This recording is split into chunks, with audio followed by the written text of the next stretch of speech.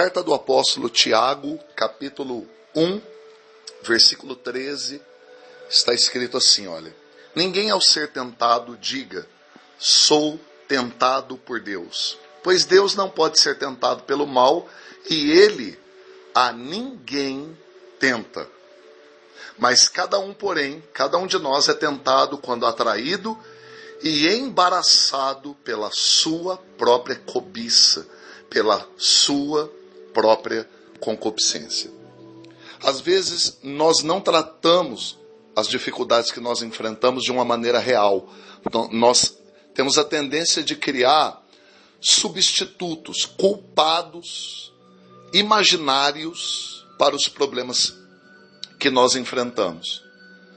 Às vezes até Deus entra nessa lista de culpados. Algumas pessoas são muito tentadas e até mesmo ensinadas dentro das igrejas a acreditar que Deus está trazendo sofrimento sobre elas. Que tal doença, tal dificuldade financeira, tal batalha que a pessoa está enfrentando, foi o próprio Deus que quis colocar isso sobre a pessoa. Mas o texto é bem claro, o versículo 13 fala que Deus ele não pode ser tentado pelo mal e ele a ninguém tenta. Mas ele explica de onde vêm as nossas batalhas. Quando nós somos atraídos, embaraçados pela nossa própria carnalidade, a nossa própria concupiscência. A nossa grande batalha é contra um velho homem carnal, uma natureza carnal que está na carne, segundo as cartas de Paulo aos Romanos, capítulo 7, capítulo 8, nos 2 capítulos, ele explica claramente que a carne se inclina para a morte e o espírito se inclina para a vida. Ele chega a dizer no capítulo 8, ali por volta do versículo 5, 6, 7, ele chega a dizer que os que estão na carne não podem agradar a Deus. Ele não diz que quem está na carne não quer agradar a Deus. Ele diz que não pode. A pessoa que está vivendo dominada pelos instintos da carne, ela pode até querer, mas ela não consegue, porque o que há em nós que se inclina para Deus é o nosso espírito e não a nossa carne. Por isso que Tiago dá essa explicação.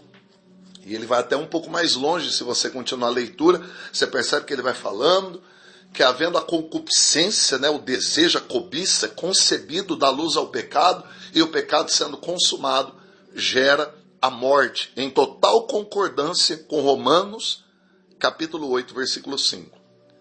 Gálatas, capítulo 5, do versículo 16 em diante, também vai falando a mesma coisa.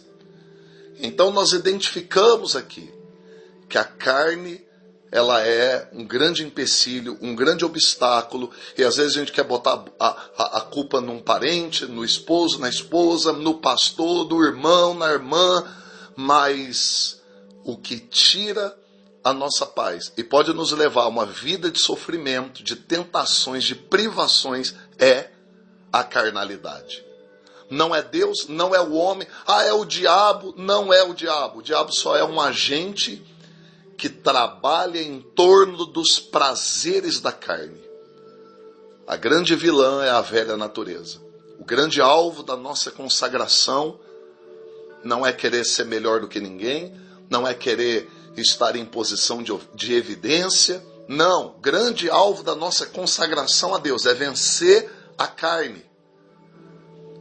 Lucas 9, 23. Se alguém quiser vir após mim, negue-se a si mesmo. Negue-se a si mesmo. O que ele está dizendo? Vença a sua carne. Romanos, capítulo 8, versículo 1. Nenhuma condenação há para os que estão em Cristo Jesus e não andam segundo a carne, mas segundo o Espírito. Mateus capítulo 26, versículo 40, Jesus dá um conselho para os seus discípulos, enquanto ele volta, enquanto eles dormindo, ele diz, vigiai e orai, para que não entreis em tentação. Ele está dizendo, para que vocês não vivam a vida na carne, para que não entreis em tentação, porque o Espírito, na verdade, está pronto, mas a carne é fraca. Pai nosso, nós oramos aqui, eu oro junto com os meus irmãos e pedimos a sua ajuda. Espírito de Deus, Espírito da verdade, Espírito de poder, de amor e de moderação. Cada um de nós somos tentados e atraídos por uma própria concupiscência. Então talvez o que me tenta não é a mesma coisa que tenta a minha irmã, o meu irmão que está orando comigo agora. Mas cada um de nós, se não vigiarmos e orarmos, se a gente não alimentar o Espírito na tua presença, somos atraídos e embaraçados para caminhos tortuosos, caminhos egoístas, caminhos baseados em medo, em traumas. Ó Senhor, então nós recorremos ao Senhor. Nos ajuda a viver uma vida onde alimentamos o Espírito, aonde somos guiados pelo Espírito. Eu te peço, nos ajuda. Nos ajuda a vencer aquilo que pode até trazer resultados do lado de fora, mas o problema está do lado de dentro. Talvez as consequências, os frutos estão aparecendo do lado de fora, mas o problema está oculto do lado de dentro em desejos, cobiças, carnalidade. Eu peço sua ajuda, querido Espírito Santo, porque sem a sua ajuda nós não somos nada.